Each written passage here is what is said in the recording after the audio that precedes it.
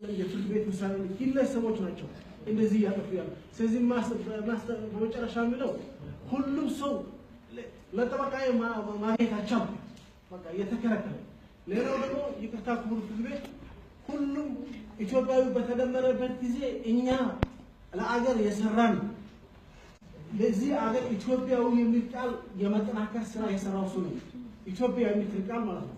ጥንካሬ እንድትኖር እንድታልፍና ለወደፊቱ ዓላማው እንድትሳካ በሀገር ውስጥም በውጭ ሀገር በፌደራልም በክልል የሰራው ሰው ነውና አንድ ተጠርጣሪ መብት ያገኘው ታሪክ የአንድ ተጠርጣሪ መብት ያገኘው ታሪክ የዚህ ምስክር ፌደራል መንግስት ነው ኢህአዴግ ነው ሁሉም ሰው ምስክር ነው። ኢትዮጵያን ለማጠናከር የሰራው ሰው ነው።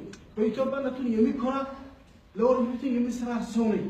መብትና ግዴታ ይከበርልኝ ከቤተሰብ ጋር ሊገናኝ ጫና